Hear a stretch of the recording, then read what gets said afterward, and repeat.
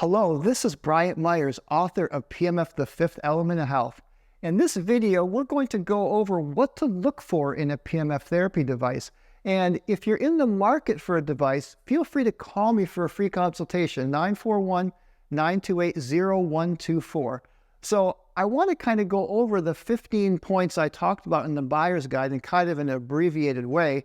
And then I want to share with you just very quickly all the different PEMF devices I've owned, experienced, and actually used and looked at. Many of them I just dissected, tore apart, and really wanted to see what was going on with the coils and on the oscilloscope with the signals.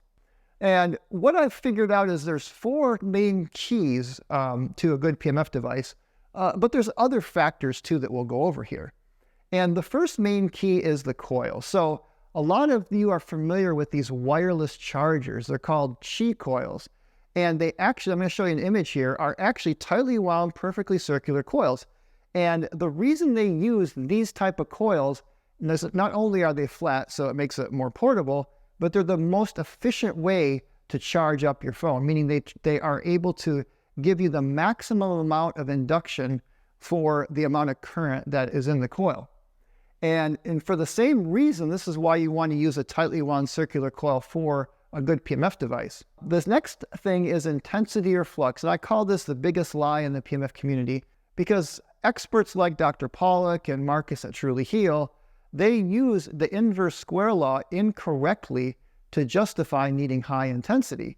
And I'm going to show you the proof of this. And in the past, I've used the Biot-Savart law equations, but I want to show you Marcus himself, where he uses an actual Gauss meter, a very accurate one by Alpha Labs, which I ordered myself, the same one. And these are accurate numbers. His readings at 5 centimeters, for example, if you look at Dr. Pollack's book, Power Tools, or his new Supercharge book, he is constantly referring to the inverse square law in this table. And if you look at 5 centimeters on his chart, it says you should only have 2.8%. Well, if you do the math with Marcus's actual field measurements, that should only be 179 Gauss.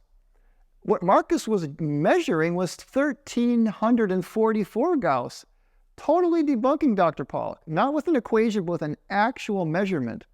And similarly, at 10 centimeters, based on Dr. Pollack's numbers, you should only get 0.8%, which would be only 51 Gauss. But Marcus measured at 10 centimeters, 476. So I'm going to get that same Gauss meter in a future video. I'm going to also do some experiments to disprove that. But these numbers that Dr. Pollack is referencing in his book, based on actual field measurements with like accurate Gauss meter, are literally 750 to 1,000% wrong. So don't listen to this nonsense of needing higher intensity to penetrate. I've done videos in the past where I get a McMeg handy and I can measure like literally a couple feet above somebody and I can still get a magnetic field reading. So easy to debunk. I found most of the low intensity systems have plenty of intensity. So related to intensity is Faraday induction. I call this the second key because this is what is creating a lot of the healing magic. And Faraday's law of induction essentially says that a changing magnetic field, and again, we're going to use flux here. Flux is more important than intensity because flux is related to the actual energy in the field. And it's the area times the intensity. So a bigger coil like the iMRS I'm showing on the screen here, the iMRS versus the OMI, 11 centimeters versus 1 centimeter. When you do the math at the same intensity, the iMRS is going to have 121 times more flux because the area goes up by an exponential factor. Now, when we relate this to Faraday's law, it says the change in flux over time. So again, area times intensity, now we're changing that. And the more quickly it changes, the more induction you get. And a good induction, based on a good rapid rise and fall signal, will help to induce those healing microcurrents, which help with ion transport, stem cells, inflammation, and it decreases pain and increases healing. I've talked about a lot of this in my buyer's guide video, so I'll kind of go through some of these other things quickly. The polarity reversal is important because it gives you an added variation. Now, the repetition rate I call key number 3 because you want the repetition rate is just the frequency of the pulses, or you can say pulses per second. So this is a complex type of a frequency because it's not just a sine wave frequency, it's a frequency of pulses or bundles of pulses. And I've talked about this in my buyer's guide video, so you can refer to that. But you do want the repetition rates to match the time of day. A beta energizing frequency in the morning and more relaxing frequencies at night. And this, of course, relates to the circadian rhythm. So again, we want to kind of be in sync with our brainwave patterns. And again, from beta in the morning to alpha in the late afternoon to theta delta at night. So a lot of PEMF companies just don't get this right. They use usually too high of a frequency at night and sometimes too low of a frequency during the day. Now, the key number 4 is the spectral content.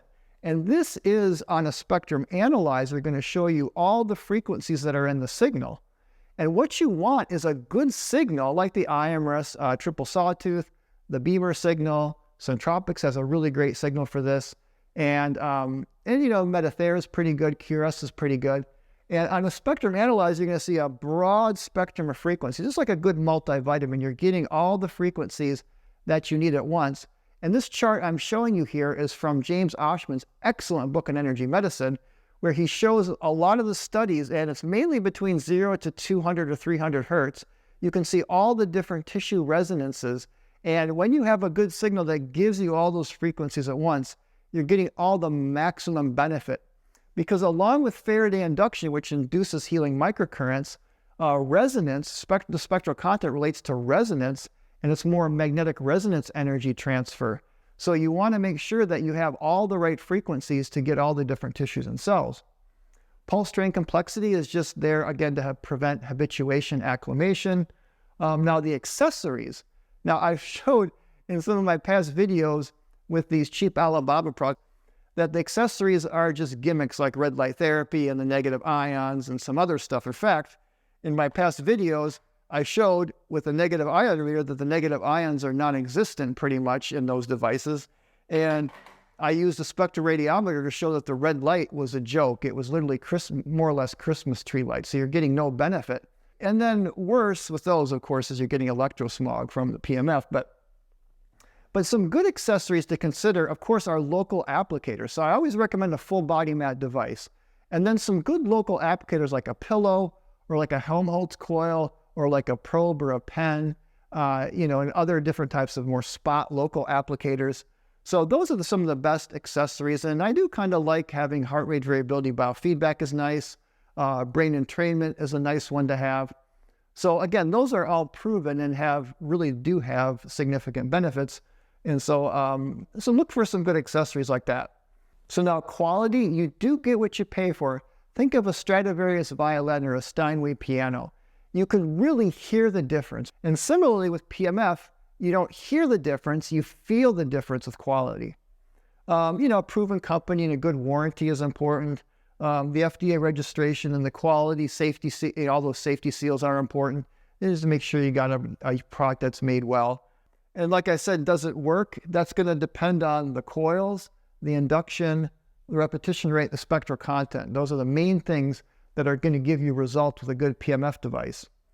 And is it safe? Now, if you look at IC/NIRP standards, and I've talked about this in many videos, the highest intensity that you really want is 50 Gauss or 5 millitesla.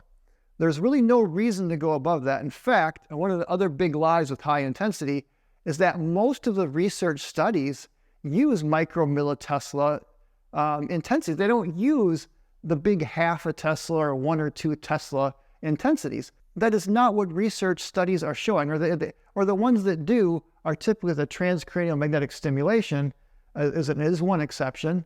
But again, those are just short focused pulses for a whole different purpose for psychiatry. There are exceptions, but again, we're looking at the majority of the studies are done with the lower intensity. Where to buy? I mean, I recommend making sure you're getting some good training and support. And right now, I did sell my iMRS business, so I'm no longer a distributor for any PMF company. I am an affiliate, so I do, in full disclosure, I do make affiliate commissions from the PMF devices I personally use and recommend myself. So it's kind of nice and freeing right now because I'm not attached to any one company.